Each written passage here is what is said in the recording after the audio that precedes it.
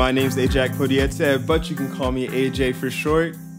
And my name is Kristen Case. And welcome to the PassionFruit Project, where we talk about living your passions, bearing fruit, and glorifying God. Man, I'm going to be fully transparent here and say that I messed up the intro the first time, so we did it a second time. I'm sorry, Kristen. You did. No, it's totally okay. It's just so funny, you guys. You see, if I mess up, Kristen reaps the consequences. I'm sorry. But yes, Kristen, I do. This is episode 8. Episode 8. The episode of new beginnings. I don't know if growing up, in your family, did you guys talk about the number 8 as a number of new beginnings? That's a thing that was always true for Nigerians for sure. I don't know if that's a general thing.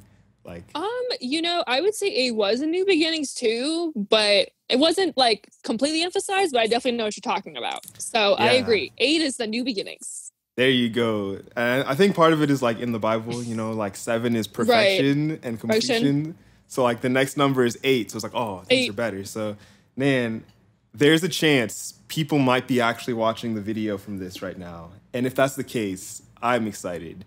That also means when I introduce the guest, it's going to be weird because they can see them on the screen, but it's cool because they might not know who that person is yet. And let me tell you guys about this person real quick. She's an actress. I was about to say actor. She's an actress. She's a little bit of a dancer. She got some hip hop vibes in her. She's the one, the only, the legendary, the mythical. She escaped a pack of bears in the Dominican Republic.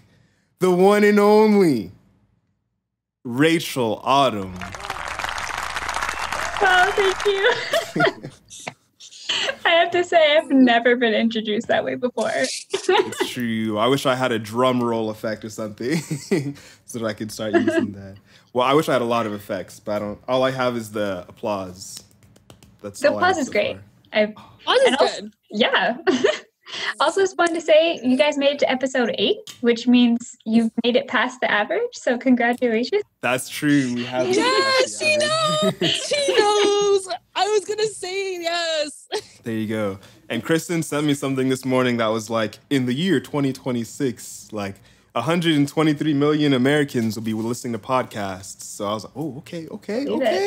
So hey, Rachel, you're part of the new wave right now.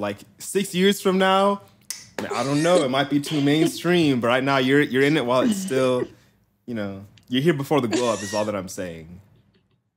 I'm here before it was cool. There you go. And you guys are there you go. Thanks.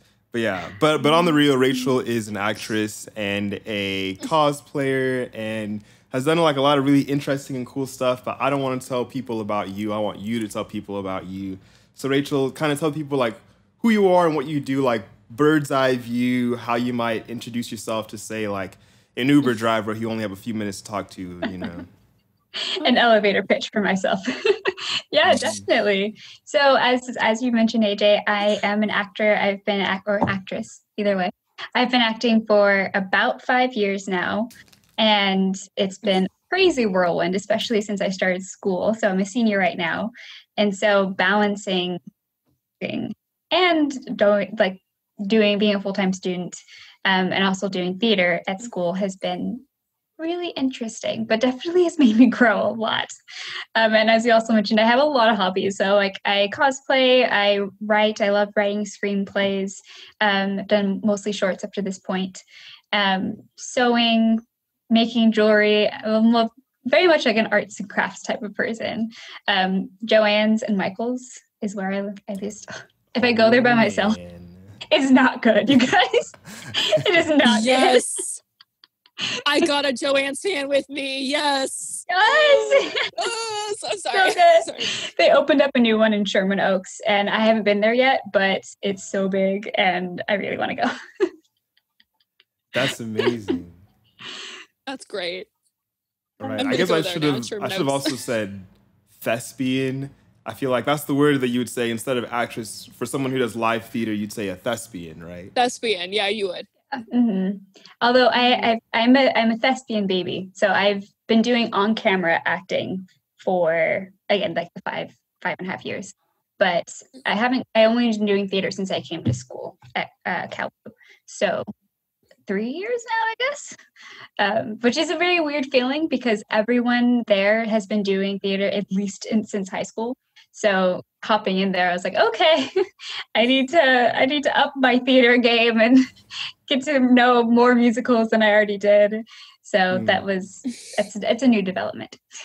Yeah, it's always so interesting, like walking through the theater arts building at school, because like there was one time I was walking to, I don't know what I was doing. I think I just finished working on dance stuff or something, and so I hear singing, like not rehearsal or anything, but I hear someone just singing off in the wood shop, and like I go over and I'm like, yo, I don't know who this is or what they're singing, but it sounds like it could be turned into a really cool song, and it turns out it was like a song from like, I think it was called She's Not My Father's Son or something like that. Oh, I think I know what you're talking. Yeah. And I was like, oh, wow. And it's like people like are out here just throwing talents left and right. And I'm like, oh yeah. Wow. I mean, I feel intimidated it's a theater way.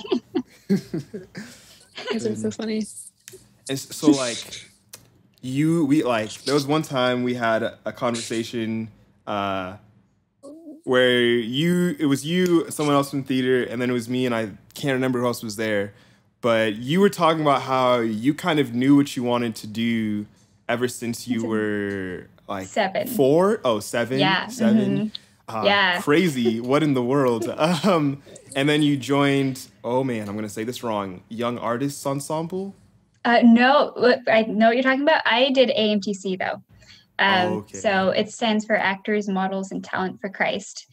So so like actually when I was 7, we had friends of ours who were staying with us from South Africa. And so they gave us, their names are Bonnie and Sisanda Henna, and they are actors. And so they gave us like private acting classes, like me and my siblings. And I was 7, and that's when I was like, I want to act. I don't know where it came from. I don't know like why it was so strong of a feeling, but I was like, I want to act. And so then when I was 14, after many years of God working on my character, because I was very much a diva, like very much a diva. Wow, that's and crazy. My parents were like, we're not going to put you in as an actor when you are this crazy already. And so God worked on my character. And so I spent like those 7 years just leading small groups at church and like volunteering and at church and growing as a Christian, and learning how to prophesy, how to evangelize. And so after 7 years of growing and being about like my daddy's business, he was finally like, okay, you're ready to start acting, kid. And so we just happened upon an advertisement for AMTC. And my mom was like, and then a friend of ours was like, I've actually heard of this. Like a friend of mine did that. And so we ended up going to the audition for it. And up to this point, like I hadn't had much acting experience, just like 7 years ago. And so I hadn't had any kind of feedback about whether it was something like whether I was good at it or not. And so I went to this audition just to get into the program. And I went through it was a private audition, and the lady who auditioned me, I did my monologue, and then she said, basically, like, you have star quality. Like, you need to be a part of this program. You need to go through this program. And I was like, okay. And God opened so many doors to let me, to like pay for the tuition for it, and opened up so many doors to be able to make that happen. And ever since then, I went through the program, and it's a whole thing where year of training, and then you go through a showcase. So you get to perform in front of like producers and casting directors and agents, managers, and then hopefully the goal, obviously, is to walk away with an agent and or manager. And so I went through that, did the showcase, and ended up getting an agent and a manager through it, and I've been acting ever since. Ooh, okay, Miss Thang, calm down.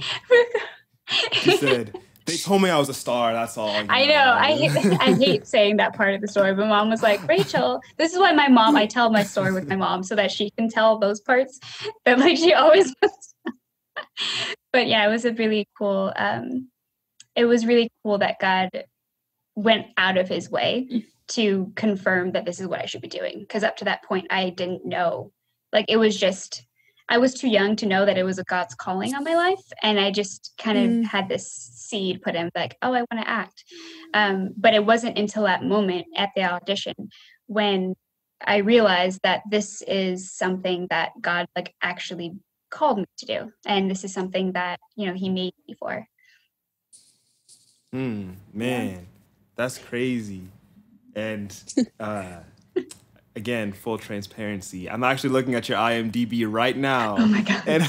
And I know I'm a bad host. I'm supposed to look at these things beforehand. But DJ research.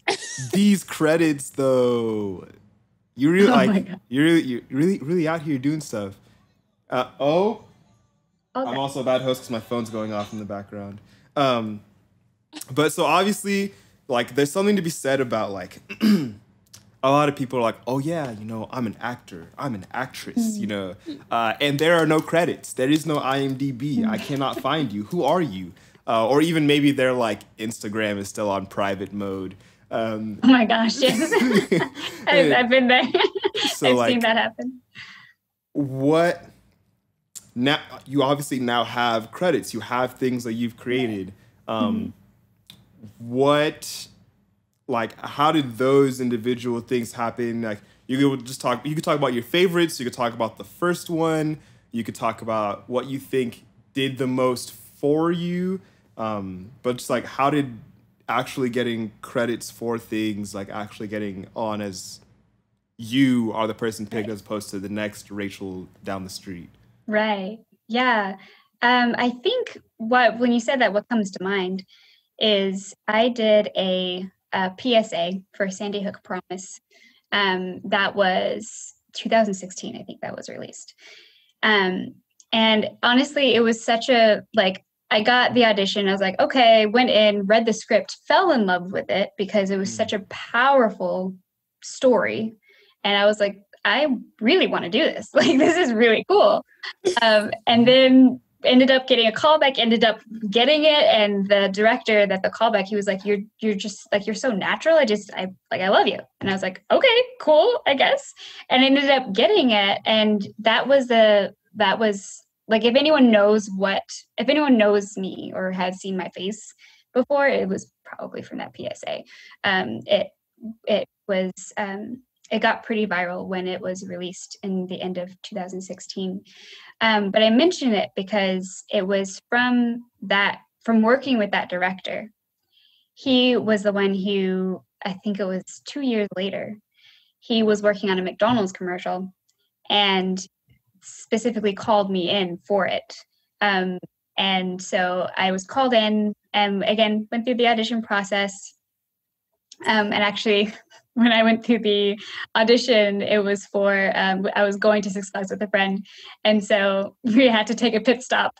And she's like, was sitting through this whole audition with me. But yeah, and so I ended up getting that McDonald's callback, thanks to God. And it was during the shoot, like towards the end of the day, that the director came up to me and he was like, I just wanted to say, basically, you know, I love working with you on the PSA. And I know the PSA gave you exposure, but like, I wanted to be able to bless you with financially because it was a national commercial, which means that every time it's aired, the actors get residuals. So they get a little bit of money every time that it's aired. And so that's like the goal, like as an actor, especially doing commercials, like that's the goal, right? And so he like literally was like, this is my chance to be able to like bless you financially because, so that's why I went out of my way. I vouched for you. Like, I really, wanted you to be able to get this role for the McDonald's commercial. So that's just kind of what pops into my head. You're saying like, how does having credits, and even more so than credits, honestly, it's more so connections. It's like having met with people and worked with people, and the casting directors that you know when you go into different auditions, and when you go to the same casting offices, they get to know you, and it's like it's even more so than your credits. I think it's the connections that you make in this industry specifically that can help you continue to continue going on and moving up.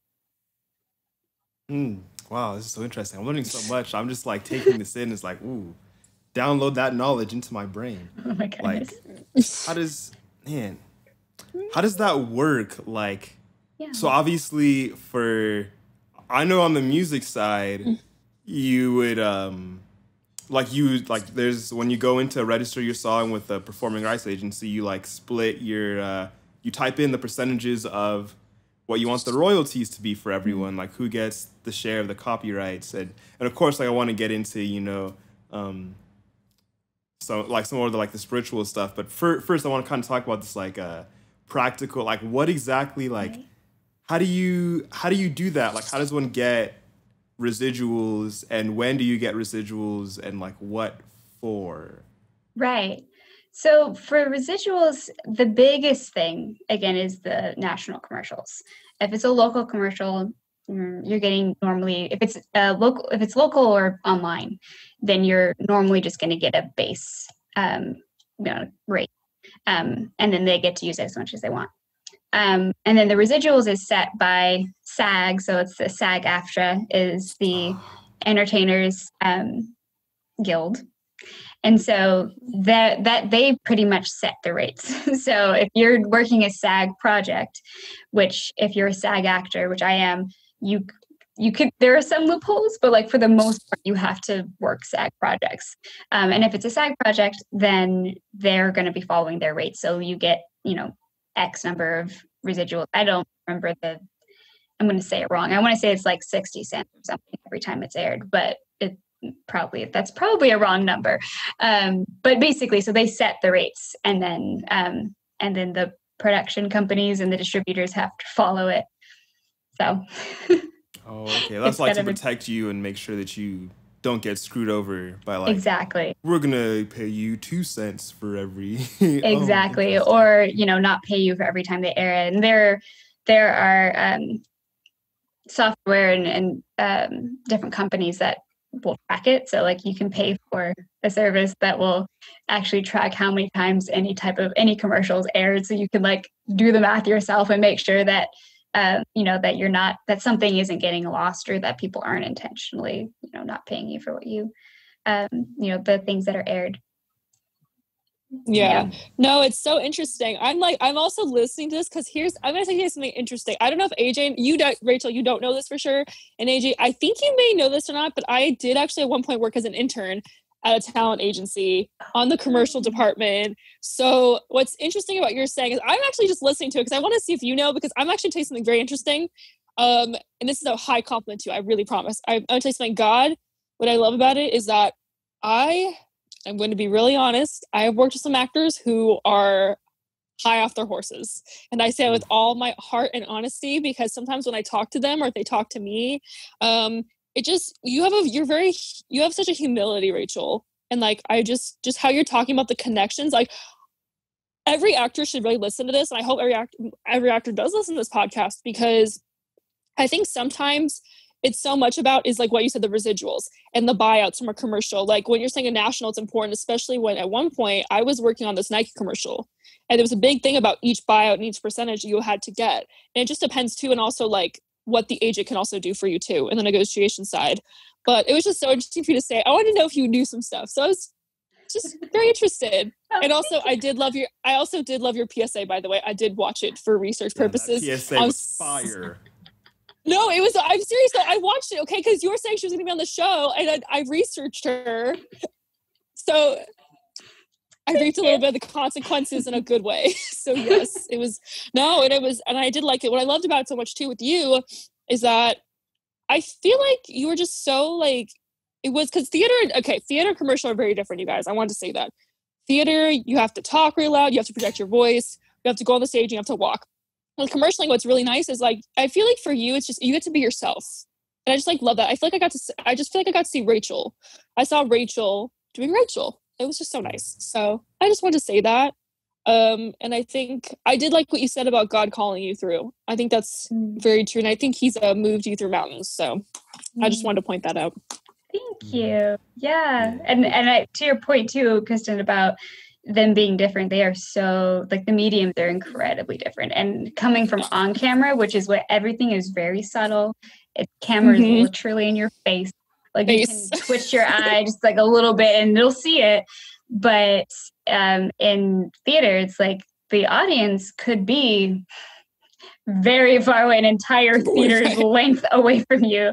And so you need like, biggest thing for me was learning to project my voice so that I could speak on a stage and everyone in the audience would be able to hear me. And that, like, I literally went into our stadium and of course my director told me to do this.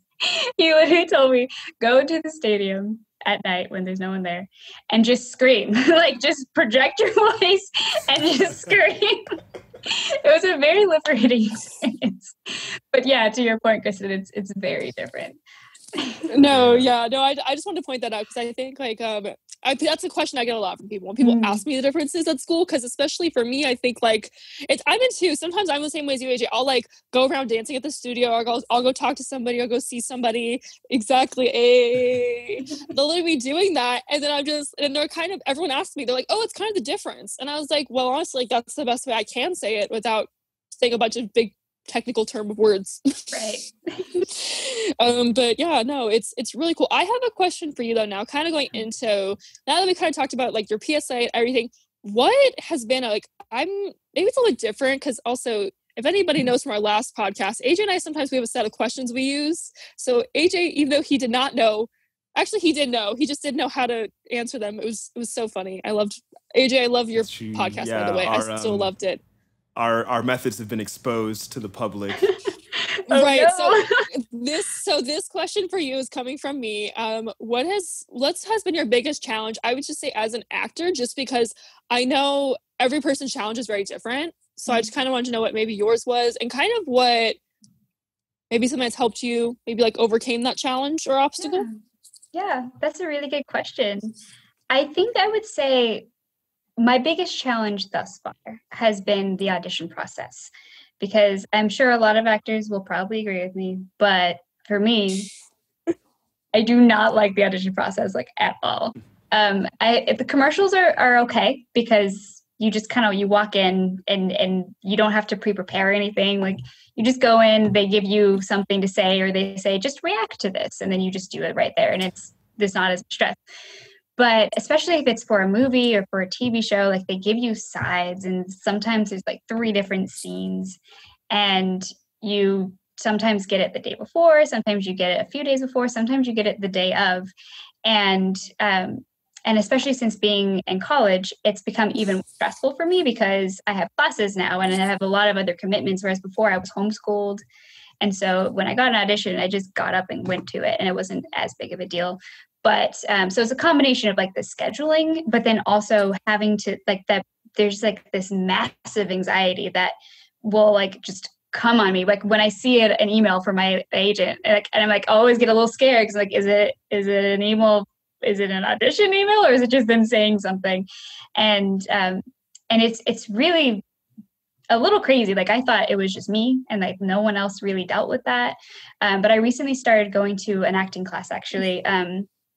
It's called the instructor's name is Gregory Sims, and he did this mind-boggling thing. He was like told an entire story about how basically like his entire method is built around dealing with this fear that we have, and how it's like this irrational fear, and it's something that almost all actors deal with. And again, it's like it's getting an audition and freaking out, or having to self-tape, where you film yourself and then send it in as an audition, and having to self-tape and then stressing out about which was the perfect take, and taking 2 hours to film it and doing a bunch of different takes and like which one is the right one, and like obsessing over it, and so many other things. But that made me realize that this this isn't like a me thing entirely. Like, I feel a little bit better that it's not just me having this irrational fear about getting an audition.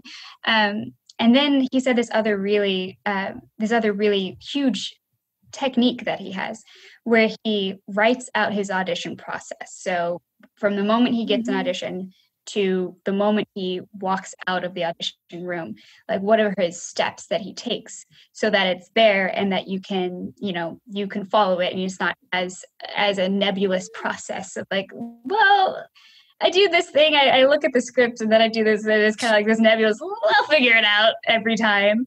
And when he was saying that, immediately the first thing that popped into my head is that, oh my goodness, my first step should always be to when I see an audition, to stop and just pray and thank the Lord for the audition, to like thank him for this opportunity to meet more people, to put myself out there, and thank him for taking care of the scheduling and that it's going to be okay, and ask him for his help.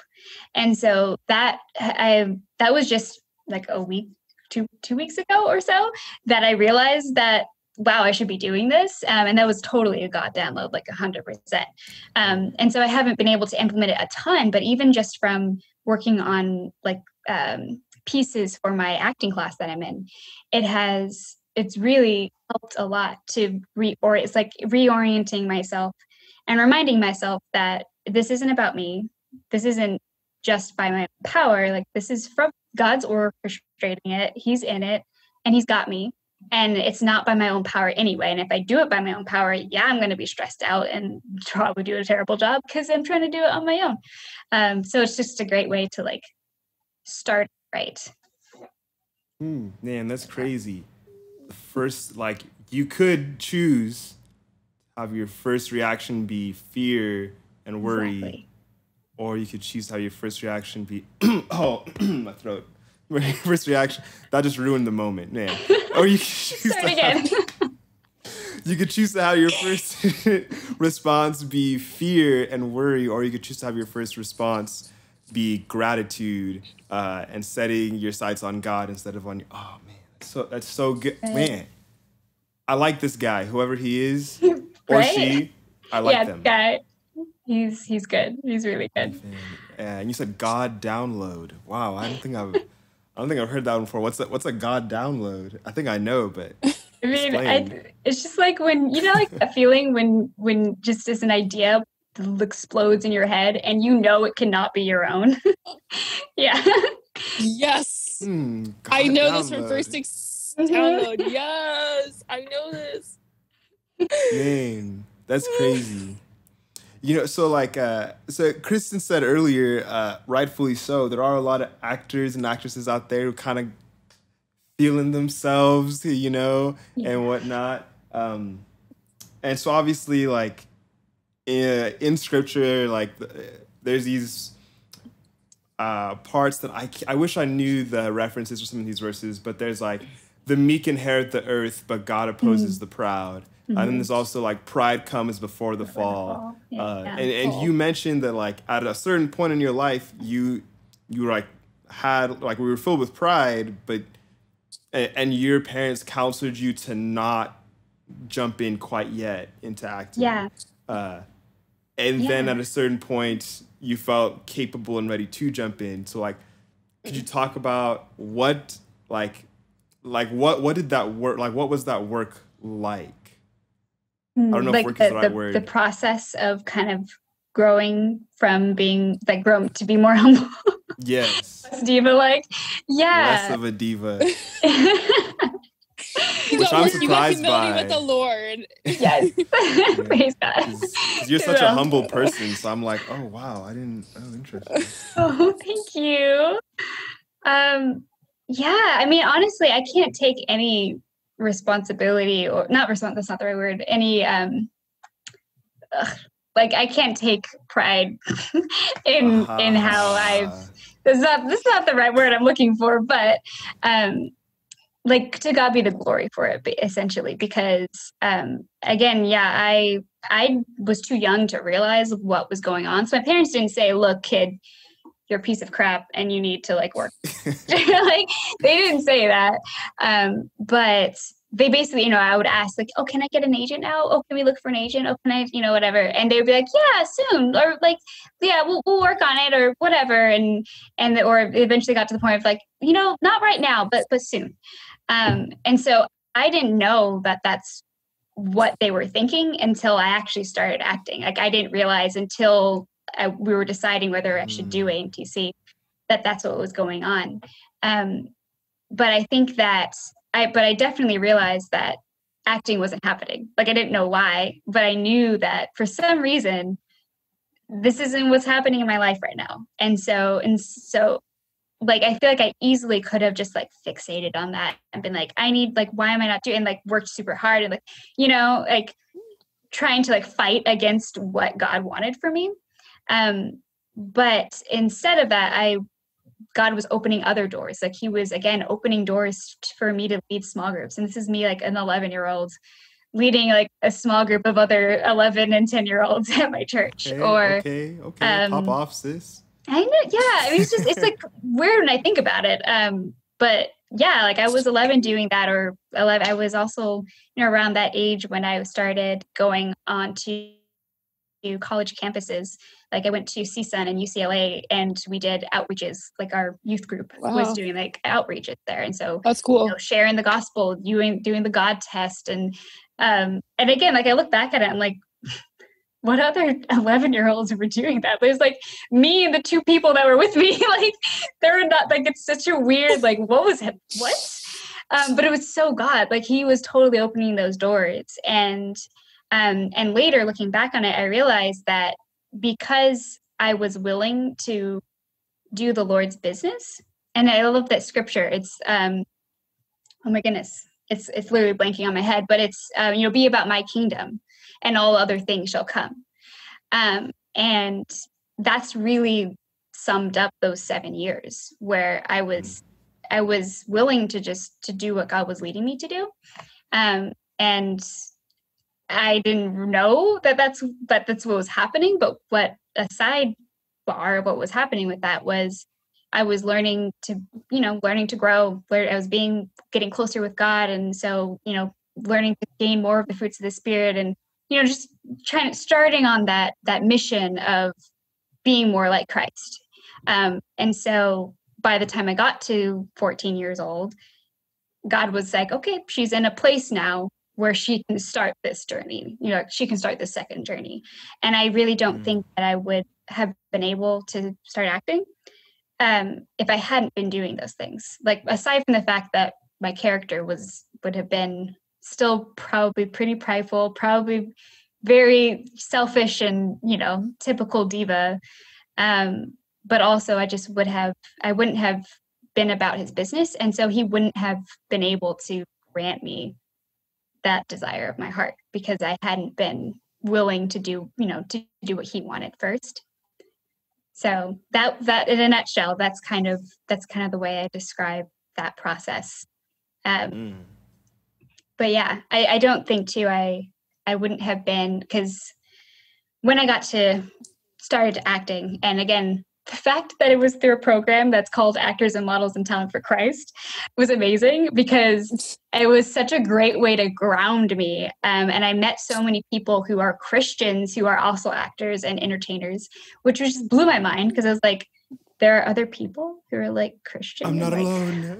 I'm not alone. And so being able to just start that journey, like the audition that I went to started with a worship session, and then they like did an info session, and then the audition. So I was like, I don't know what's happening, but I love it. And because I started acting through that outlet, was like really grounded in God, which again was one of my parents' kind of concerns. Like if they throw me into Hollywood, which can be such a dark place, that I would lose my faith. And so the fact that God started me in a place where it was surrounded by Christians was amazing. And it also helped me realize that as an actor, as a person, yes, my calling is to act, but also my calling is to be an ambassador for Christ as an actor in Hollywood. And so that's my true calling, I feel like, as a person. And so it's been really fun to see how that manifests, like how God kind of uses that. But yeah, like again, even if I did start acting, I don't think I would have, if I hadn't gone through that journey, those 7 years, I don't think that I would have realized that was also part of what I should be doing. I probably just would have been acting, and I wouldn't have been open to God using me in the way that he has. Yeah. No, for sure. No. Yeah. Realize your calling was to be an ambassador for Christ in Hollywood. Ooh. No, this is really cool. Actually, okay, so I'm going to ask you this. Don't worry, it's not going to freak you out, I promise. Okay, so there is this Bible plan. It's called Overcoming by Letitia Wright. She's an actress too. Letitia. Well, yeah, I love her so much. Sorry, continue. Okay, perfect. Okay, so yeah, for everyone out there, read that Bible plan because it's really good and it really talks a lot into this stuff and rejection that she kind of went through, and I think it's just really important. And then she got Black Panther, but again, working with time with Jesus Christ and everything. So I just wanted to point that out because I think what's so interesting right now is I think probably people are like, okay, well, yeah, Rachel can do it, but how can I? How can other people do it? So I'm going to tell you guys can do it. Like, it is so possible to put that into your life. Me and AJ, again, like, this is exactly why we do this podcast, you guys, because we are all Christians here and we're all creatives and we're trying to bring more of an outreach to you guys. So just that was a thought. I'm glad you read the Bible plan too. I was hoping maybe you did or didn't. I wasn't sure. So here's the thing. I actually haven't read the Bible plan. I'm so happy you said that because I'm going to check it out right now. But I loved her. Like, Letitia Wright is like, I want it. Like, she's like, I need to meet her. Like, that's my, I like pray, like, Lord, please let me meet this woman. Just her story of how she became a Christian and that she was acting before became a Christian way before. And then just like, I think it was like a year, she just stopped acting and she was like, I need to focus on God. And so she went through and it was she got a lot of kind of pushback, I think, like from her agent, and just like, that's not normal. And she turned down a role and all kinds of stuff because that's what God was telling her to do. But then she got Black Panther. It's like, again, it's just the waiting. It's the waiting for him. And in those times of when God's saying, no, this is not what I want you to do right now. And it's the not fighting him on it and doing what he wants you to do in that time. It's like, it's the waiting time, but there's always something that God wants you to be doing instead. And so it's like the following him and obeying him and doing what he wants. And then there's so much fruit, like there's so much fruit. She got Black Panther. Like, right, exactly. She's sure, Yeah. Right. And what I love about that too is because, she was talking about Black Panther, but more importantly, she was talking about like all that before, that time with him. And so, yeah, that's why everybody highly recommend reading that Bible plan. Rachel, I'm so glad you knew her because I wasn't too sure. Because some people, like, here's the thing, I love about her too is, she's not about who she's being known for. She's with all these big actors and this big, big movie that got all, all this recognition for, with Lupita and Michael B. and Chadwick. And so, seriously though, if you do not know her name now, and here's the thing, you guys should know her name because of what she's doing. Oh yeah, definitely. That's why I just had to say it. I can't say her name right, but I had to say it. It's okay. You're forgiven. You are. This is a safe space. Thank you, AJ, for forgiving me solely. Thank you, Rachel. Rachel, thank you. Guys, seriously though, Rachel, oh man. And see, it's so shocking to me that you keep saying that you're a diva. I still haven't gotten that wrapped around my head yet still, but it's all good. She said at one point my head was the size of all this hair. Oh my goodness. Fun fact, my hair was this short back then. It was whoa. Yeah. Whoa. Well, changed.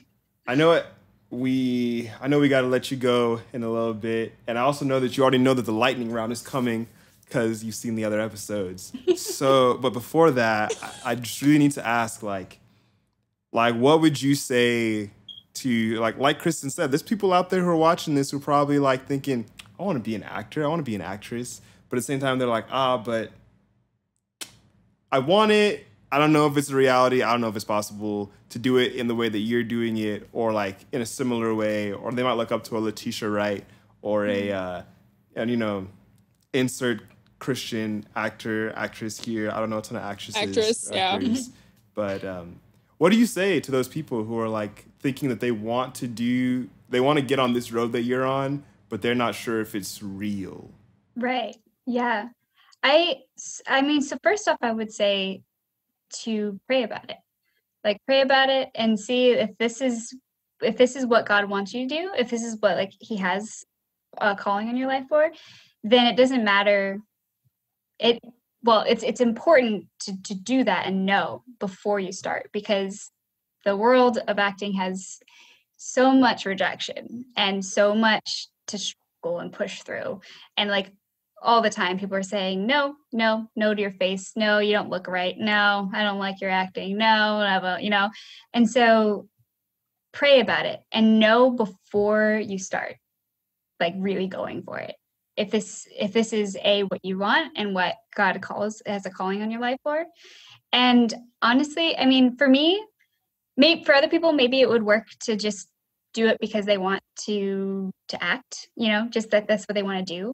But I would really say don't do it because you want to be famous, because that is not like there are so many actors in the world, and a lot of them you wouldn't know, you wouldn't recognize, because there's just so many roles, you know. And so to be an A-list actor, that might happen. Like, you never know. But also I would like do it because you love to act, not because you want to be famous and you want everyone to know your name. And for me, again, like my goal that I hold on to when I get rejected and when I do a terrible audition and I want to go cry, like I hold on to the fact that God has called me to be an actor so that I can share his joy and impact people and be an ambassador for him. And so that's something I can hold on to. So I would say find something that you can hold on to. So much I want to say, but the show is only so long.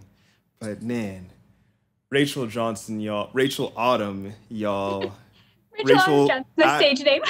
I think there's an underscore in your Instagram username. Rachel Autumn. At Rachel Autumn, as in the season. Yes, man. Make sure you follow her on Instagram and whatnot. Rachel, you know what time it is. Ooh, I'm so ready for this. I even changed one of the questions so that you wouldn't be too ready for this lightning round.